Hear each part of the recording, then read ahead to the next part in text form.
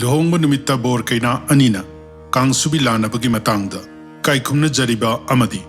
Laibak miyamna su sakhangna inau ibungo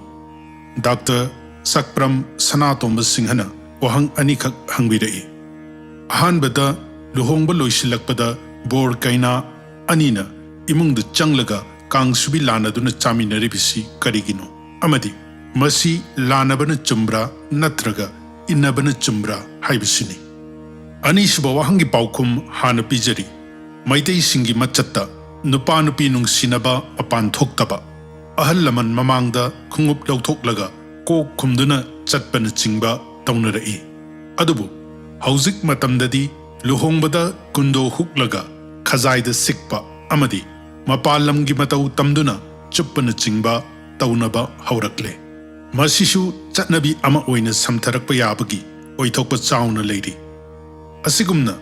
mamangaidagi chatnaduna laklaba Kangsubi Lannaba amadi masana lanariba Kangsubi adu chanaramba adu nakandagi machin yaubi natraga yauba kharana inau hek haijinduna insinbadagi iroi ningbaga thongra teklambaga haibadu thoktuna hek innabadagi pak san chathaba haurakli masidagi Kangsubi Lannababu innaba haina onthorakpa haurakpani yade haibadi leite adubu masida ikai khangdaba mimang thokpa Meitei gi machat nattaba amagi mami chauna tabana ahal lamanna thambiramba Kangsubi Lannaba haibasi kaihandaba natraga thugaidaba phai haijeningi karigi Kangsubi Lannaribeno haibadom da laklabadi thoiding haibasi Bhagavan Vishnu gi pisumgi humangna prithibida takhibadagi oikibana thoidingna phattaba pumbabu manghalaga asengba sakti sing chaukhat handuna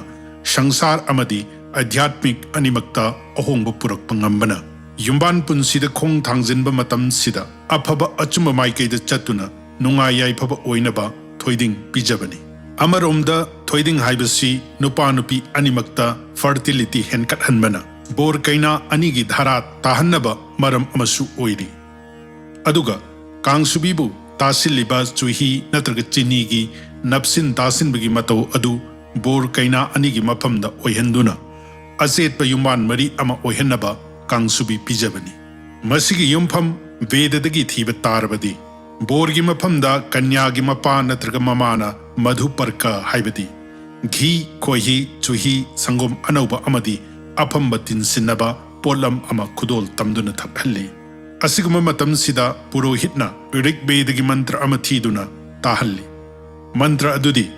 Madhubatarayate madhuksharante sindavaha Mart binnaha santo sadehi Madhunakta mutosasi madhumat parthibam rajaha Madhu yaurastu nahapita Madhumanu banaspatir madhumangastu suryaha Matbirgabo bhavantu naha Arthadi Nungsitna athumbabu sitlasenu Turelsu athumba ichel selasenu Manamasing khuding nasu aikoida athumbabu pirasenu Ahing nungthilsu athumba oirasenu Malemgi leimaidagi upulsingsu athumbabu purasenu Swarga amadi thakta thokliba numitchu aikoida athumba oirasenu